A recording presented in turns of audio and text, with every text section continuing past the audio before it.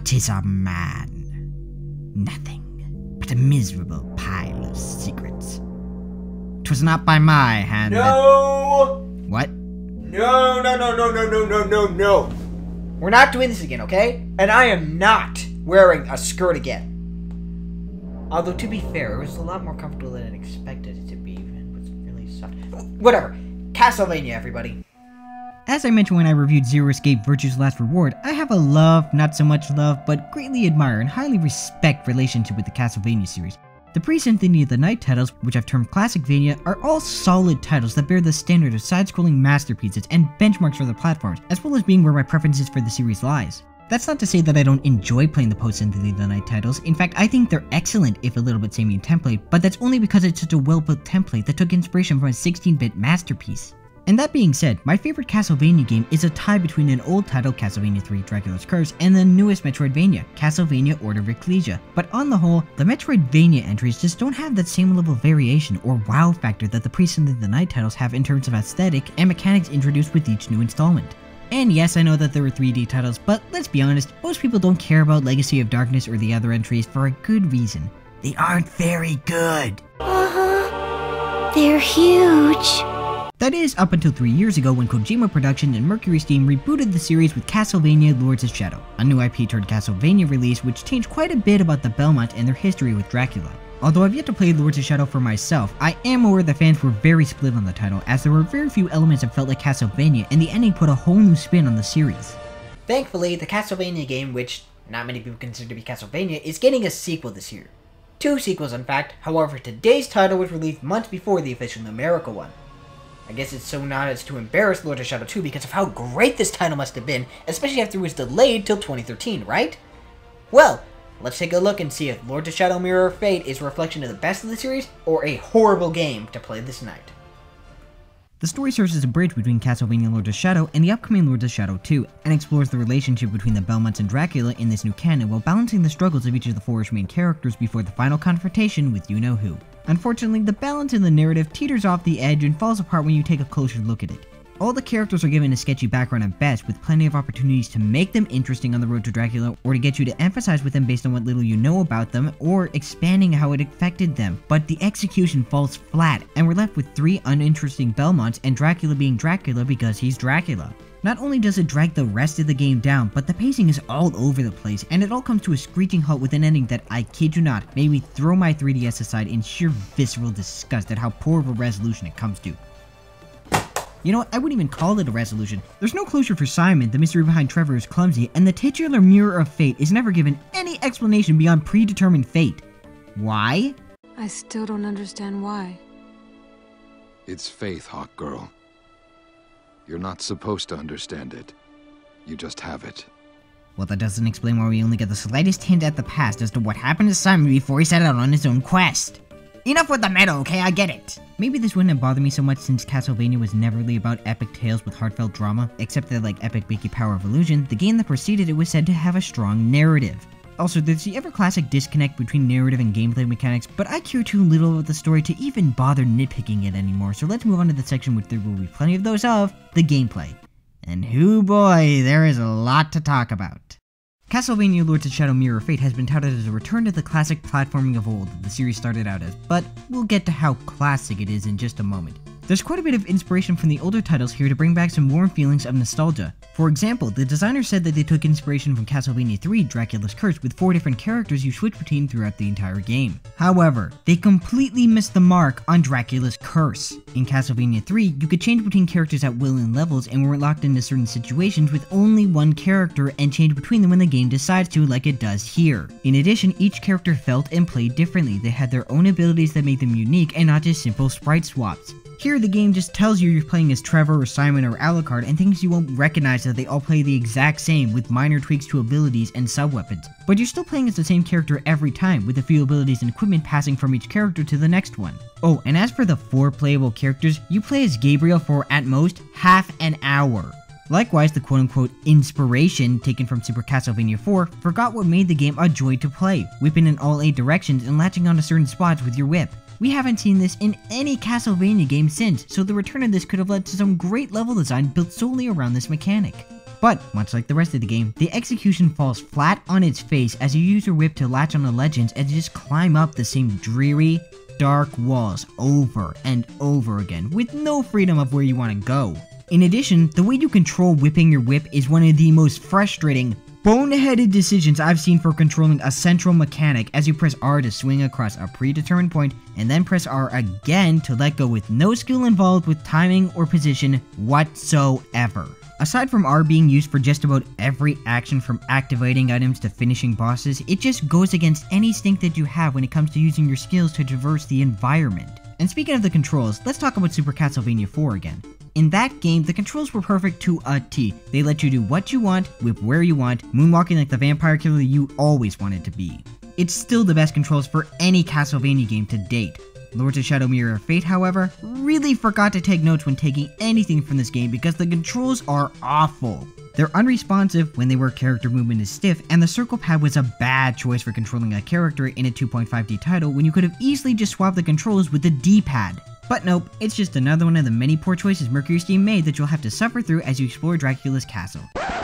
Yes, you go through Dracula's castle in a non-linear fashion, obtaining new abilities and equipment to gain access to new areas and secrets as you level up. As in the formula to Metroidvania. The very thing the developers said that they were not going to make, they lied about. Don't believe me? Your ending is determined by how many items and upgrades you've collected, which, considering you can't go back to certain areas when you switch characters, is a huge flaw. And looking beyond just how downright deceitful and disappointing that is, they removed the exploration aspect by pointing out where to go via the touchscreen and scrapped the RPG leveling system in favor of one that unlocks new abilities when you level up, which gives you the false impression of progression when all it's doing is locking out moves until you've killed a certain number of baddies or found a number of scrolls, like the restrictive, linear system of progression that it is. Not that you'll need them, because on a scale of 1 to 10, combat ranges from being easy to a complete chore. The combat is constrained in only 2 dimensions. It's never about skill, especially when you can just run past enemies like the time wasters that they are. I've heard some people compare it to God of War in 2D, but that would be an insult to God of War, since God of War's combat is more than just mashing buttons. There's actual skill involved, and it feels rewarding to beat your enemies into a pulp, ripping them to shreds like a god among men. Here, all you feel like is vermin control set to clean up Dracula's castle one button at a time. All you ever need to do is mash the attack buttons and occasionally dodge. That is, if you can get the dodge button to work because of the awful controls. That's the biggest complaint I have. The game gives you no control. You can't even crouch at will. And the control issues don't just come down to buttons, it's also in situations. For example, when fighting a boss, instead of using your new skills to come up with a strategy on your own to defeat the boss as a test of what you've learned up to that point, the game practically forces you to do things it wants you to do, as if it's testing your obedience to follow its orders like a dog. Dodge this, jump there, good boy, have a cookie. Ow! On that note, the bosses are a complete letdown, if not a complete joke, serving as the only real challenge to this game because of their cheap combo attacks that can lock you into submission, or the ever-present quicktime events that will kill you instantly if you mess up once and send you back to the loading screen, and oh me oh my, these loading screens are horrible. There's so many loading screens as you go from area to area, and they take forever to load. I've played PS1 games that don't take this much time to load. But back to the QuickTime events that I mentioned earlier. These are some of the worst implemented QuickTime events in any game. Let me tell you, when you decide to put QuickTime events for something as simple as opening a chest, and then you decide to scatter countless more throughout the entire game in lengthy sequences, you have failed as programmers. Along with a few puzzles thrown in, slow walking sequences, and the massive amount of loading screens, it's one of the many ways this game attempts to pad out its 10-hour length, something that doesn't even come close to reaching the promised 20-hour mark. This is a deep action adventure game with over 20 hours of gameplay. Then again, I'm not sure I'd survive twice the length of this horrid adventure, progressing further into the dark, dreary pieces of whatever Mercury Steam could cobble together in the hope of making some formation of a stage without any thought going into the actual structure. Heck, some parts are repeated just to add to the monotony of it all. And it's so dark and hard to see at times that it stops being gothic and starts being depressing. To rub the final bit of salt in the wound, the game is riddled with bugs, like this one of the screen freezing on me during a boss fight. Yeah, it froze. And that's just one of the many technical issues that I've had. One time I had my sub-weapons disappear, another one had me jump through a wall and back into where I was. I would say that like a mirror, the title shutters quite easily, but that would be insulting to such a useful piece of glass. Oh! Castlevania or not, Lords of Shadow Mirror of Fate is a disaster of a title, plain and simple. Now with all that said, is there anything that can redeem this monstrosity? Well, as far as the presentation goes, the game looks pretty good. And that's about it. The gothic architecture of this game is technically marvelous, not that you'll be able to tell given how dark and depressing some areas get and with the camera constantly pulling back, but when you can, Mirror of Fate reflects one of the few elements it retains from its predecessor. It doesn't quite reach Resident Evil Revelation's level of atmosphere, but there's something to be admired in the gothic design that's in place here, and the framerate holds up well, albeit with some minor slowdown at times. Character designs look radically different from the original forms, and needless to say, it's a change for the worse when Simon Belmont looks more dignified wearing a skirt or in a tutu than as some Scottish Highlander. Cutscenes are 50-50. On one hand, the in-game cutscenes are quite the showing for the 3DS, while the pre-rendered cutscenes look terrible. There's a clash of styles between the gothic architecture of Castlevania and the lighter colors of the cel-shaded cutscenes that just doesn't mix together. It's like if you match Silent Hill 2 with Okami, it just doesn't work. And on top of that, they're poorly animated with lips that barely move and limbs so stiff it makes you wonder why they didn't just stick in the much better in-game cutscenes. As for the voice work accompanying these cutscenes, you can tell the voice actors are just trying to give it their all to give a good performance, but the material they're given to work with does them no justice, nor does the poor sound quality of it all. And then there's the 3D. Now, normally I don't talk about the 3D effect in games, but since this game has several moments that insist you see them in 3D, let me talk about it for a moment. It's useless, adds nothing to the game, and only makes the game a headache to look at in some of the darker areas in this otherwise gothic visual treat. However, for as much praise as I had for the visual design, Mercury Steam screwed up the one thing that defines what Castlevania is: the music. No matter how much Castlevania has changed over the years, one thing that has always been consistent is the incredible compositions and covers of series themes over the 2 decades that Castlevania has been around. Not a single game has ever had a bad soundtrack. Yes, even the 3D installments have contained a catchy beat or two of their own. Up until now. It's the reason why you've heard none of the tracks from this game and why you won't be hearing a single one. Putting aside the multiple audio issues of sound and sound effects distorting every 5 seconds, this is easily the most forgettable, bland, and ill-conceived soundtrack in series history. And no, it's not because it's orchestral, it's because of how underwhelming and unmemorable the melody these songs get, just blending in with the monotonous sound effects as irritating background noise. It's disgraceful. You'll be crying bloody tears near the end without a tune to go along with it. Still, the game looks nice, so congratulations Castlevania Lords of Shadow Mirror of Fate, you have found one thing that I can give you credit for. Have a round of applause. Despicable. You know, it's funny that the subtitle's Mirror of Fate because all I played was a horrendous, poorly designed, ugly reflection of an entry in a great series with nothing holding it together. It's soulless. A dreadful platform that tries to be a balance between the classic Vania and the Metroidvania series, but it doesn't succeed in either category, or being any fun on its own as just a game. Look, say what you will about Lords of Shadow, whether it's a Castlevania game or not, because Lords of Shadow Mirror of Fate is most certainly a Castlevania game. And it is easily the worst Castlevania game since Legends. Yeah, that's right, this makes a run for the worst entry in this series, because at least Legend had some great music that doesn't distort every 5 seconds!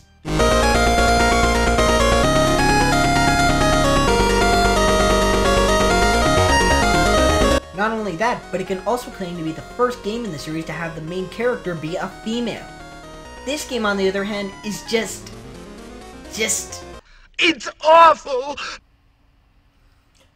You have no idea how painful it was for me to find that Zelda CDI clip and put it in this video to emphasize how horrendous, how poorly designed this Castlevania of all series, game is. And you know what's worse? Had it not been for this game, Mercury Steam might have had to shut down. But I'm sorry, as sad as it would be that people could have lost their jobs, I'm not mincing words when I say this. Castlevania Lords of Shadow Mirror of Fate is only good enough to get a 3 out of 10. I expect nothing but excellent from this series. And if you want to get into the series, I suggest checking out any game except this one. If you want my personal suggestion, I'd check out this one. Castlevania Order of Ecclesia.